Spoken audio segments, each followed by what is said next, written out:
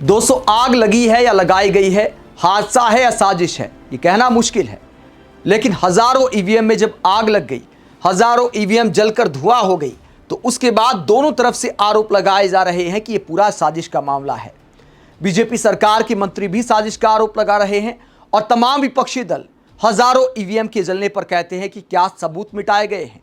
पश्चिम बंगाल चुनाव में जो ईवीएम इस्तेमाल हुई थी, उन्हें लेकर दावा किया जा रहा है कि हजारों की संख्या में आग में जलकर राख हो गई। क्या पूरा मामला है? ये धुआं आप देख सकते हैं। कहां का ये मामला है, पूरी खबर पहले आपको बता देते, फिर उसके बाद तमाम नेताओं का बयान भी आपको सुनाएंगे। जनसत्ता की यह खबर क्या कहती है?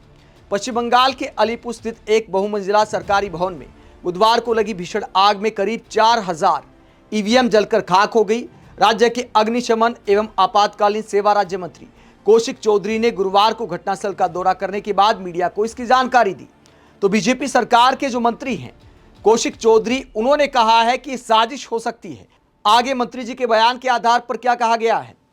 मंत्री कौशिक चौधरी ने कहा कि यहां पर एक सरकारी इमारत में लगी आग में करीब 4000 ईवीएम जलकर खाक हो गई। पुलिस ने इस घटना के संबंध में एफआईआर दर्ज कर जांच शुरू कर दी है। दक्षिण कोलकाता के अलीपुर इलाके में 9 मंजिला इमारत में भीषण आग लग गई थी। इस इमारत में अन्य विभागों के अलावा दक्षिण 24 परगना जिला परिषद का कार्यालय भी था। अग्निशमन और आपातकालीन सेवाओं के राज्य मंत्री ने कहा, आग में करीब 4000 ईवीएम नष्ट हो गई। इन ईवीएम का इस्तेमाल राज्य में इस साल हुए विधानसभा चुनाव के दौरान 10 निर्वाचन क्षेत्रों में किया गया था। तो खबर यह कहती है कि 10 विधानसभा क्षेत्रों में इन मशीनों का इस्तेमाल किया गया था और चुनाव के बाद ईवीएम सुरक्षित रहना जरूरी होता है, ताकि कोई इलेक्शन पिटीशन दाखिल होती है तो उस मामले में सबूत के तौर पर उन्हें रखा जा सके। ऐसे में पश्चिम बंगाल चुनाव में इस्तेमाल हुई हजारों ईवीएम जलने का मामला सामने आया तो तमाम विपक्षी दलों ने चुनाव आयोग पर मोर्चा खोल दिया है। आम आदमी पार्टी कहती है 4000 ईवीएम का कोलकाता के अलीपुर स्थित सरकारी भवन में जलकर खाक हो जाना कोई सामान्य घटना नहीं है। बंगाल में कुछ ही समय पहले विधानसभा चुनाव हुए थे। आखिर ऐसा क्या हुआ कि एक सरकारी भवन में इतनी भीषण आग लग गई? आग कैसे लगी और हजारों ईवीएम इस आग की चपेट में कैसे आ गई? भाजपा जवाब दे। तो बीजेपी सरकार से जवाब मांगा है आम आदमी पार्टी ने। वही कांग्रेस के प्रवक्ता पवन खेड़ा चुनाव आयोग पर सवाल खड़े करते हुए क्या कहते हैं? पवन खेड़ा ने जो इंग्लिश में लिखा उसका हिंदी अनुवाद आपको बता देते हैं।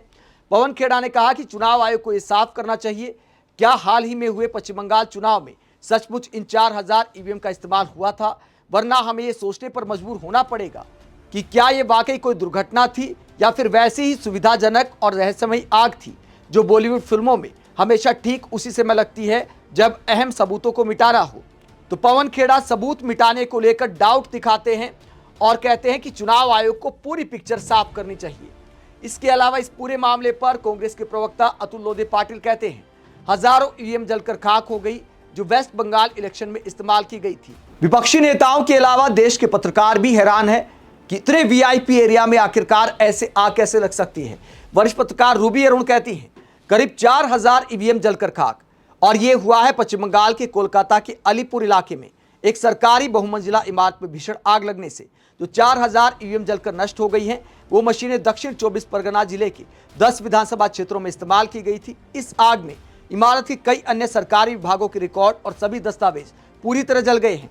इसी इमारत की तीसरी मंजिल पर एनआईसी यानी नेशनल इंफॉर्मेटिक्स सेंटर का भी ऑफिस था जो पूरे दक्षिण 24 परगना जिले के सरकारी सर्वरों और इंटरनेट कनेक्टिविटी को संभालता है। यहां मिड डे मील, शिक्षा और बागबानी जैसे विभागों के रिकॉर्ड्स थे।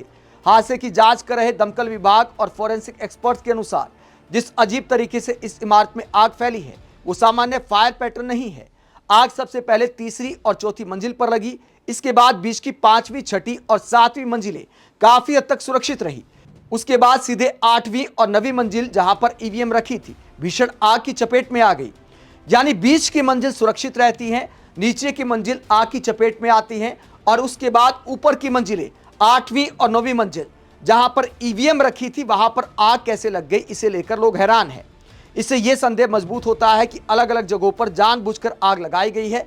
इसी इमारत में उस टीएमसी नेता जहांगीर खान का भी ऑफिस था जिसे जबरन वसूले में गिरफ्तार किया गया है और कल ही पुलिस ने हाफ पैंट में ही जहांगीर की परेड सड़कों पर निकाली है।